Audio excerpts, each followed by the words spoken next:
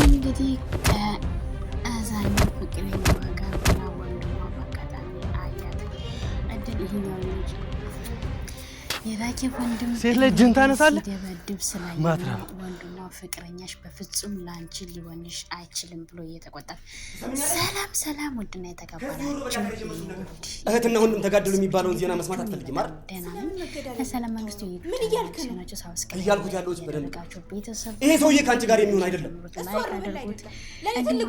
ዝም በይ። ሴክሽን ላይ ጻፉልኝ። እንግዲህ ራኬ ፍቅረኛ እማዬ ከቤተክርስቲያን ስትመጣ ይሄን የተለመደ ጭቅጭቃችን መስማት የለም። እማዬ እኮ የሁለታችንም እናት ናት። አንተ ለሷ እንደምታስበው ሁሉ እኔ ማስብላታለሁ። እሺ እንደዛ ብታስቢ ኖርማ ይሄን የማይመጥን ነገር አታደርጊም። እስከዛሬ እኔም በእጅግ ስትይዘኝ እንኳን እኮ ትሳሳለህ ነበር። እህቱን ሄዶ ከዛ ልጅ ጋር በዛ ልጅ የባህሪው ሲቀርብሽ ማየት አለ። ነገ ከነገ ወዲያ የኔ ወንድምሽና ነገ ዛሬ ይሻላል ብዬ በጉጉት የምጠብቃት የእናቴ ክብር ዝቅ ሲል ማየት አልፈልግም። በዛ ላይ በነበርንበት ቀይ ለቤተሰብ ያለንን ክብር ታውቂያለሽ። እኔ እሱ ወድጄዋለሁ። ለእሱ የሚሰማኝን ስሜት ደግሞ መቼም ቢሆን መደበቅ አልችልም። እንግዲያውስ ከሌላ ከማየት ከመደብቅሽ ነው በአንቺ ውስጥ የኔ ወንድምነት የት ቦታ ድረስ እንደሆነ ያለን። እሺ ለመስጠት አላልተዋችም። ወንድምየውም ተቆጥቶና ተበሳጭቶ እሱን የምትመርጭ ከሆነ እኔ ወንድምሽ የምልሽን ማሰሚ ከሆነ ከወንድምሽ ልብ ውስጥ ወጥተሻል፣ ከእናትሽም አታስፈልጊያትም ነው ያላት። እናታችን እኮ ልናስመረምር ነው ያመጣናት፣ ይሄንን ጭቅጭቃችን ደግሞ መስማት የለባትም ነው ያላት። ራኬብም እማዬ እኮ ለእኔም ለአንተም እናታችን የሁለታችን እናት ናት ብላ ነው የመለሰችለት። እንግዲህ የራኬብ ፍቅረኛ ይኸው በጣም ይቅርታ እንግዲህ አንዱ ደግሞ እንዳታደርገልኩም ተደብቀ ማድረግ ነበር። ስልክ ከማኛለህ ይሄን ስልክ ወስደህ ያመጣበት መልሳ ስጠው። እኔ እኮ ሰውየውን አላውቀውም ሲለው በጥፊ መታው። ይሄን ስልክ ሳትመልስ ባገኝ ዘግዝቄ ነው እንደማረግ ታውቃለህ፣ ዘግዝቄ ነው የምገርፈው ብሎት ሄደ። እሱም እንግዲህ ስልኩን ይዞ ሄደና ሰውየውን አያውቀውም፣ ለማን እንደሚሰጥ ግራ ገብቶታል። ይሄን ደግሞ መዋሸት አይቻልም፣ ምክንያቱም በጣም ኃይለኛና ስለሆነ ማለት ነው። መጥፎ ባህሪ ስላለው መዋሸት አይቻልም። ግራ ገባሁ። የታባ ለማን ብሎ መስጠት እንዳለበት ግራ ነገሩ ጨንቆታል። ራኬብን ብቻዋን ሳሎን ላይ ቁጭ ብላ ባለችበት ሰዓት ፍቅረኛዋ ከኋላ መጣና በሁለት እጆቹ አይኖቿን ሲሸፍናት በዚህ ውስጥ ሁኜ ፍቅርህን፣ ፎቶህን፣ ምስልህን አያለሁ አለችው። ከዛ እሱም ሳማተኝና ፊት ለፊት ቁጭ አለ አብሯት።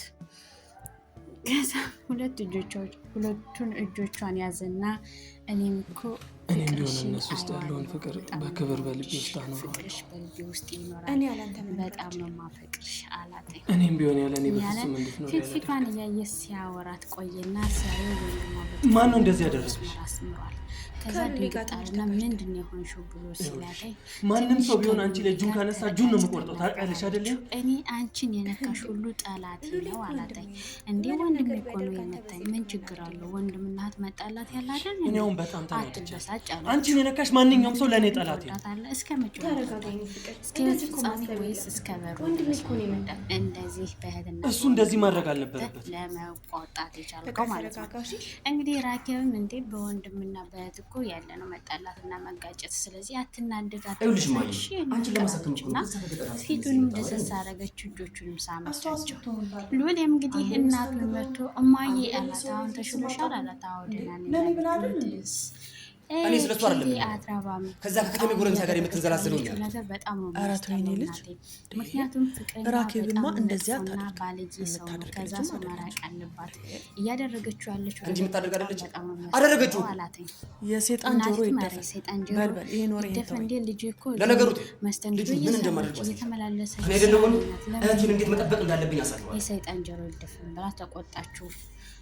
ከዛ እሱም ምን ማድረግ እንዳለብኝ እኔ አሳየዋለሁ። ፍቅር እንደ ሻማ ያልብሳችሁ ለእናቱ ይዞባት ሄደ። ከዛ እሷም የፍቅር ሻማ ያልብሳችሁ ብላ መረቀቻቸው። አሜን። ለሁላችንም የፍቅርን ሻማ ያልብሰን መድኃኒዓለም። እንግዲህ ራኬብም ሁሉም ሰው አንገቱን ዝቅ እያደረገ ነው ሰላም የሚል አርናቂዎች ስለሆነ ቁጭ ብለው እንዴ ሰው ፊታቸው ላይ ፍራቻ ነው ሰላም የሚልህ ለምንድን ነው አለችው። እዚህ ነው ሰፈር ሁሉም ሰው ቢሆን እኔ ለመፍራት ግዴታ አለ ነው አላጠኝ። ከዛ እሷም ደግሞ እንደ ሰዎች እንዲፈሩ ሳይሆን ማድረግ ያለብህ አንቺ ብዙ እንዲያከብሩ ነው ማድረግ ያለብህ። ምክንያቱም የፈሩ ሰዎች አንድ ቀን ምን እንደሚያደርጉና ምን መፍጠር እንደሚችሉ አያውቁም። ታዲያ እኮ ነው ማክበርም መፍራትም ምንም ለውጥ እንጂ የለም። በጠብና ሰዎችን በመደብደብና በመምታት ሰዎች ላይ ፍራቻ ነው የምትዘራው። ከዛ እሱም ይኸውልሽ እኔ ስለዚህ ነገር ብዙ ማውራት አልፈልግም። ለማለት ቻልሽ ፈለግሽ ስላተኝ ለምን ጥያቄ ስላተኝ አይ በቃ ጥላቻ የሚሆን ነገር ስለሌለ ነገሮች አንቺ መቼም እኔ እንድትፈሪ አላደርግም። የፈሩክ ሰዎች በፍራቻቸው ውስጥ ያለውን ቂምሽ እንደሚቀሰቅስ አይታወቅም። የደበደብከው ወይም ያስቀየምከው ሰው መቼ አንተ ላይ ምን እንደሚያደርግ ማሸነፍ የለብንም። ኧረ ዝም ብለሽ እየፈራሽ ነው። ቆይ ከመቼ ወዲህ ነው እንደዚህ ማሰብ የጀመርሽ? ከአንተ ጋር አብሮ ያከብሩህ ማድረግ እንጂ እንዲፈሩህ ማድረግ የለብህም። ቃል ግባልኝ። እኔ ሁሌ አብሬሽ ነኝ። አንቺን ከኔ ማንም ሊለይ አይችልም። እሺ ግን በሁሉ እኔ ነገር የያዘኝ ቃል ፍራቻ ነገ ምን ይፈጠራል?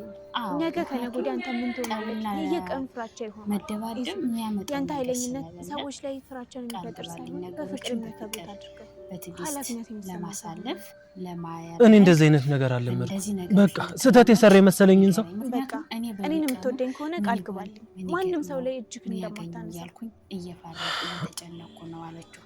ማንኛውም ሰው ጨነቂ እኔ ምንም አልኩ። ቆይ ግን በማንኛውም ነገር ቢሆን አብሬሽ ነኝ አላት። ሁሉንም ነገር በፍቅር ለማሸነፍ አንተ በፍቅር በነገራችን ላይ ስላለኝነት ስታወሪ ምን ትዝ እንዳለኝ ታውቂያለሽ?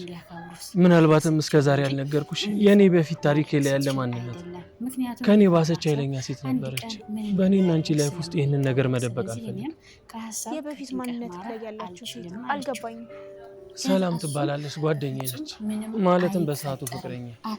እናም ከኔ ስር ስትል ከኔ ባሰች ኃይለኛ ሴት ሆና አለች እና ሜሮን የምትባል አንድ ጓደኛ ነበረች። ከዛ በሰዓቱ ከሌሎች በተሻለ ትቀርበኝ ስለነበር የሰላም እይታ አስገባች። አንድ ቀን በጨለማ ሰፈሯ ድረስ ተከታትላ አጠገቤ ዳግመኛ እንዳደርስ አድርጋ በጩቤ ወጣች። ጓደኛ ስለሆነች ብቻ ይሄን ያክል። ግን ሰላም እንደዚህ የምታስብ ሰው አልነበረች። ፍቅረኛዋ ቃል እንዲገባላትና ለሰዎች ጥሩ አመለካከት እንዲኖረው እንዲያስብ አደረገችው። ከዛ ዘወር አለና የሆነ ነገር አስታወሰ። ማንም እኔ እናንተ ፍቅር ማለት ከገባ እንዳደረገች ለአራኪ ለነገራት ነው። እንዲሁም የዚህ ነገር አንድ ነገር ምንድነው? ምን ተፈጥሮ ነው? ሰላም ትባላለች። ይሄ የምታየው ከዛ ደግሞ አብራሹ ስታርቂ ያለች ሜሮን ትባላለች። ሜሮንን ሰላም አጋጣሚ ጓደኛዬን ወይም ፍቅረኛዬን ልትቀማኝ ነው ብላ በማሰብ ሳታስበው በጩቤ ወቅታ ገደለቻት ብሎ ያንን ነገር አስታወሰ። አንቺ ያምሻል እንዴ? ለዚህ ትንሽ ነገር ምንም ሳይፈጠር ያምሻል ብሎ ሰላምን የተቆጣትና በአንተ የመጡብኝን ምንም ባለማድረግ እንዲሁም ራኬብን እሷ ሜሮንን እድል ሰጥቻታለሁ። ምክንያቱም ሆስፒታል ሰዎች ወስደዋታል። አሁን ሐኪም ቤት ሰዎች ወስደዋታል። ከእንግዲህ በኋላ የሚመጣው ግን እድልም ፈንታም አልሰጣትም ብላ ነው የነገረችው። እኔም ብትነግሪኝ እኮ ያደረግሽ እኮ ትልቅ ስህተት ነው። እሷ አጠገቤ እንዳደርስ ማድረግ ይችላል። ሰላም መልስ ሰጣት። ያንን ነገር እያስታወሰ ለራኬብ አንተን እኮ ከማስቸገር ጀመረ። ከዛም በኋላ ያው በህይወት የማጠልቀው ፀሐይ አብራኛለች። እኔ አንተን አምንታለሁ። ያለፈውን ታሪክ ባትነግረኝ ችግር የለውም። ደግሞ እኔ ላመንኩት ነገር ምንም አልፈራም። እሺ ስለዚህ የድሮ ድሮ ቀረ። በአሁኑ መስተካከልና መሆን ያለበት ነገር መሆን ያለበት አለችው ራኬብ። ከዛ እሱም እሺ አላተኝ። በእሱ ሀሳብ ተስማማና እጅ ለእጅ ተያይዘው በአስፓልቱ ወክ እያደረጉ ከኋላ የእናቷ ልጅ ትልቅ ወንድሟ አያቸው፣ እየተከታተላቸው ነው። እሷም ከስራ ስትወጣ ነው ከፍቅረኛዋ ጋር ወክ እያደረገች የነበረ። የምትሰራውም ደግሞ መስተንግዶ ነው። እንግዲህ ወንድሟም ከዛ ልጅ ጋር እየተገናኘች እንደሆነ ቸክ አደረገ። እሷም እንግዲህ ስራዋን እየሰራች ነው። መስተንግዶ ነው የምትሰራ፣ ስራዋን እየሰራች ነው። እንግዲህ ደግሞ አንድ ከስተመሯ ደግሞ ጊፍት ሰጣት። አንዳንድ ሰዎች ጊፍት ይሰጣሉ። እሷም ፈገግ ብላ የተሰጣትን ጊፍት ተቀብላ ወደ ስራዋ ቀጠለች። ወጣም ጉዞዋን ቀጠለች። ከዛም በኋላ ለቤተሰቦቿ ምን ማድረግ እንዳለባት ለወንድሟና ለእናቷ ገዛታ ወደ ቤቷ ስትሄድ እናቷ ተኝታለች። ከዛ እናቷን ገብታ ቀሰቀሰቻት እና ምን ገዝታላት እንደመጣች ሰጠቻት። ለእናቷ አወጣችና አሳየቻት። እናቷም ደስ አላት። የኔ ልጅ ምርጫ ትችያለሽ አለቻት። ከዛ እንዴ የምትፈልገውን ነገር እንዴት አላውቅም አለቻት። መረቀቻት እድግ ብልልኝ አለቻት እያለች ከዛ እኔም ማየት እኔ ወደ ማልዶ አለቻት። ቆይ ከዚህ በላይ ወዴት ልደግ ማየ? ለምን ልጄ ነሽ እደጊ እናቷም ደስ ብላት እንዳልሽ እንግዲህ እኔ የምልሽ ማየ ሉሊ የት ሄዱ ነው? ቀን ስራ ልፈልግ ብሎ እንደወጣ ተመለሰ። ዛሬ ደሞዝ ነው ለብቻ ይበላም እኮ ለወንድሜም ጫማ ገዝቼለታለሁ። ደሞዝ ያምር እሱም ይወደው አይነት ነው። ደህና ዋላችሁ ማየ? ወይ እድሜ ረጅም ነው ስናነሳ ከተፋል ሉሊ ይኸውልህ የገዛሁልህ ጫማ ለካው እስኪ ቃሌን ከሚያከብር ሰው ጋር ምንም ነገር በቃ ከዛ ራኬብም ይልቁንስ ይሄን ሽጋሽን ተይና ያን ያልኩሽን ነገር ተው እንጂ ሉሊ እንደዚህ ይደረጋል እንዴ? ከዛ ወንድ ለኔም ለበሽተኛዋም እዘን እንጂ እሷም እኮ ቀኑን ሙሉ ስራ ሰርታ ነው የመጣችው አይደል እንዴ? እሷን እየደገፍሻት ነው እያደረገች ያለችውን ነገር ነግሬሽ ይሄ ነገር ምንም አይመስልሽም አንቺ?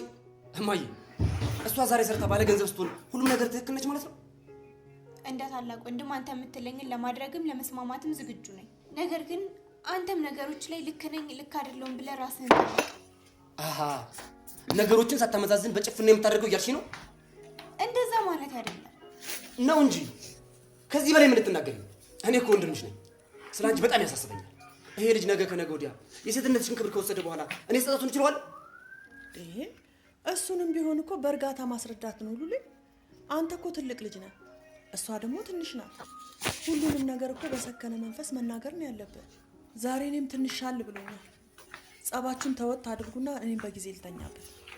እሺማ ያንቺ ከዛ የራኬብ ወንድምም እናቱ ስትቆጣ እሺ በቃ ብሎ እህቱን የሰጠችውን ጫማ ተቀበለና ጫማውን ለካው። ከዛ አይ ሸጋ ነው ጥሩ ነው አላተና እሷም እህቲቱም ደስ ያላት እኔ እኮ አንተ ያልከውን ሁሉ ለመቀበል ዝግጁ ነኝ አለችውና ሰጠችው። አንተ ስተተኛ ነው ትክክል አይደለም ያልሽኝ ነው አላት። እንደዛ ማለት አይደለም ወንድሜ አለችው። ከዛ ወንድም አባት እናታቸው ተቆጣ። ይሄን ጫታ እንዲቀይር አደረገችው። ጫማውን ስጦታውን ተቀበለና ግንባሯን ሳማት እህቲቱ። ከዛ እናቱም ደስ አላት እንደዚህ እንጂ ብላ ደስ አላትና በቃ አሁን ምግብ እንብላ ተባባሉ። ራኬብም ምግብ ልታቀርብ ተነሳች። እንግዲህ ራኬብም ተኝተው አራጧት። እንግዲህ ለእናቷ መድኃኒት ሰጠችና ስለ ፍቅረኛዋ ለእናቷ ነገረቻት። እናቷም እናት በመሆኗ መጠንና ለነገ ህይወቷ የሚጠቅማትን ነገር መከረቻት። አንዳንዴ እኛ ፍቅር ሲይዘን በሰዓቱ ምንም የሚፈጠር አይመስልም። ምንም እያጠፋ እያየ ነው እየጎዳን እያየ ነው እሱ ትክክል ነው። እሱ እኮ ላንቺ በማሰብ ፍቅር እውር ነው ይባላል አይደል? አንድ ነገር አክሎ የሚናገረው ነገር የለም። ውሸተኛ ፍቅር እሱ ስለይዛና ምንም የሚያውቀው ነገር የለም። እውነት ግን እውነት ነው። አንቺ ህይወት ነው። የከተማን ሰው ይህን ያህል ማመንሽ ልክ ነው። ለእውነተኛ ነገር ዋጋ ያስከፍላል። አዎ ያስከፍላል። ለእውነተኛ ፍቅር ዋጋ መክፈል ያስደስታል። አልፎ ለትውልድም አርያ ምሳሌ መሆን ነገር እኔ እኮ ትናንትና ለዚህ እውነተኛ ፍቅር ለዚህ ህይወት ዋጋ ከፍዬበታለሁ ብሎ ለትውልድ ማስተማርና ትውልድ ደግሞ በዛ መስመር አልፎ ትውልድን እንዲረከብ ማድረግ ትልቅነትና ደስ የሚል የህይወት ታሪክ ነው። እኔ ስለ እውነተኛ ፍቅር ባወራና ለእውነተኛ ፍቅር ዋጋ ከፍዬ ስኬታማ የሆንኩበት መንገድ ባስተላልፍና ብናገር በጣም ደስ የሚለኝና የወደፊቱም ህልሜ ነው እንደሚሆንም አውቃለሁ አምናለሁም። ምክንያቱም በእያንዳንዱ ህይወት ደረጃዎቻችን ተፈትነን የምናልፋቸው ብዙ ነገሮች አሉ። ህይወት በፈተና የተሞላች ጣፋጭ ናት። በሰዓቱ ያው እኛ ሰዎች ስንባል ፈተናን አንወድ፣ ድካምን ውጣ ውረድን አንወድ። ግን ደግሞ ህይወት በፈተና ውስጥ የተሞላች ህይወት ማለት መምህርና አስተማሪ ማለት ነው። መምህር ያስተማረውን ተማሪ ግዴታ ፈትኖ ውጤቱን ማወቅ አለበት። ያን ተማሪ ጎበዝ ተማሪ ነው ወይስ ሰነፍ ተማሪ ነው? የማስተምረውን ነገር በትክክል ይከታተላል ወይስ አይከታተልም? ለቤተሰቦቹስ ያስደስታል? ነገስ ራሱን ህይወቱን መቀየር የሚችልበት መንገድ እየተራመደ ነው አልተራመደም የሚለውን በደንብ አድርጎ የሚገመግምበት የሚያውቅበት ፈተና ነው። ስለዚህ እኛም በህይወታችን ተፈትነን ያለፍናቸው ነገሮች ለቀጣይ ህይወትን ለመኖር የምንጓጓበት እግዚአብሔር ደግሞ የወደደውንና የፈቀደውን ሳይሆን መፈተን የሚችልበት ህይወት ሁልጊዜም መፈተን የምትችል ናት። ህይወት በየደረጃው ትፈትናለች። ከህፃንነት እስከ ለተሞት ህይወት በፈተና የተሞላች ናት። ስለዚህ ሲጨርሽ የተለመደው ቦታ ጠብቅ። ለእውነተኛ ህይወት እውነተኛ ዋጋ እየከፈሉ መራመድ ለትውልድ አርአያ ምሳሌ መሆን መቻል በጣም ደስ የሚል ህይወት ታሪክ ነው። ህይወት የምትቀጥለው በፈተና ታጅባ ነው። እና እንግዲህ የራኬብ ወንድም ፍቅረኛውን አገኘው። አቆመና አወራው። ወንድም መጀመሪያ ሳይ ገና በጣም ወጣት ነው። ከማይሆን መልስ መለሰላትና የራኬብ ወንድም መሆኑን ሲያውቅ ግን ስለምንድን ነው የምትወራው? ታዲያ አንተ ነህ ለእኔ የምትመክረኝ? ምን ፈለግ? ምን ልርዳህ? እየነገርኩህ አይደለም። ምንም እንድትረዳኝ አልፈልግም። አንድ ነገር ግን ላስቸግርህ ነው ያለው። ማን አባውነ ነው አንተ እኔን የምታስጠነቅቀኝ? ቆይ ምንድን ነው የፈለግህ? ህይወት ውጣ ነው ያለው። እሱ ደግሞ በፍጹም በእኔና በራኬብ መሀል የሚገባውን ሰው ምን እንደማደርገው አላውቅም። ሲጀመር አንተ በህይወታችን አንተ ራስህ ውጣ ብሎ ነው መልስ የሰጠው። የራኬብ ወንድም ደግሞ ከራኬብ ጀርባ የማትወጣው ትልቅ ነገር አለ። ስለዚህ ከአሁኑ ብታቆም ይሻልሃል ብሎ ነው ያስፈራራው። ፍቅረኛዋ ይህንን ነገር የተናገረው ሌላ ሰው ቢሆን ኖሮ ይህንን ምላሱን ጉልብዬ ነበር። የሚመጣውን ነገር ተጠያቂ ነኝ አለ። አሁን እንዲሁ አንተ ከወንድሟ በላይ ተጠያቂ የምትሆንበት ምን አንተ ልትረዳኝ ብትሞክር ደስ ይለኛል። እንግዲህ ፍቅረኛዋም ለወንድሟ ዝቶታል፣ ለፍቅረኛዋ ዝቶታል። ምን ማድረግ እንዳለበት አሳይሃለሁ ብሎታል። እሷ ላይ ለሚመጣ ማንኛውም ችግር ተጠያቂ ነው። ማን ሆነ ነው አንተ ከኔ ከወንድሟ በላይ አንተ ተጠያቂ የምትሆን? ነግሬሃለሁ፣ ከሷ ህይወት ውጣ፣ ያለበለዚያ ወደሰውን በግድ ትወጣለህ። ትሰማኛለህ? በዚህ ልክ ለማንም እድል ሰጥቼ አላውቅምሽ። ፍቅረኛ ድጋሚ በእኔና እሷ ውስጥ ባገኘ ማድረገውን እኔ ነኝ የማውቀው። በእርግጠኝነት እውነተኛ ትዳሯ ነው ወይስ ጊዜያዊ ፍቅረኛዋ ነው አብረን የምናየው ይሆናል። እንግዲህ ወንድምየው ነው ትክክል ወይስ ፍቅረኛዋ ነው ትክክል? አብረን ወደፊት የምናየው ይሆናል ማለት ነው። እርግጠኛ ነኝ በዚህ ቪዲዮ ውስጥ ብዙ ትምህርቶችን ብዙ መልእክቶችን እንደተማርና እንደምንማርም አምናለሁ። ይህን ቪዲዮ እንግዲህ ሲጀምሩ ላይክ፣ ሼር፣ ሳብስክራይብ እያደረጋችሁ ጀምሩት። ከዚህ ቪዲዮ ደግሞ ምን ተማራችሁ? ምን አገኛችሁ? ኮሜንት ሴክሽን ላይ ሰብስክራይብ እያደረጋችሁ ኮሜንት ሴክሽን ላይ ሀሳብ አስተያየታችሁን አስቀምጡልኝ። እንግዲህ በክፍል 2 ተመልሼ እስከምመጣ በያላችሁበት ዓለም ዳርቻ ሰላማችሁ ይብዛልኝ። እወዳችኋለሁ፣ አከብራችኋለሁ። ለሰላም መንግስቱ የዩቲዩብ ቻናል አዲስ ሆናችሁ ሰብስክራይብ፣ ላይክ እያደረጋችሁ ቤተሰብ ሁኑ። እንግዲህ ራኬብ ለፍቅረኛዋ የሚያምር የብር ሀብል ስጦታ ሰጥተዋለች፣ አስራለታለች። እንግዲህ ስጦታው ምን ያመጣል ምን ይይዛል የሚለውን በመቀጠል ደግሞ እስከ መጨረሻው ምን ይሆናል። ተወዳችኋለሁ። ለቤት አዲስ ሆናችሁ ሰብስክራይብ ላይክ እያደረጋችሁ ቤተሰብ ሁኑ። ባይ ባይ። ፍቅሩ በልቤ ላይ ነግሶ እንደ ልቤ አልሆን ደሰ ፍቅሩ በልቤ ላይ ነግሶ መውደዴን ወርጄዋለሁ ሸሽጌ የት ደርሳለሁ አይኖች ነፍሴ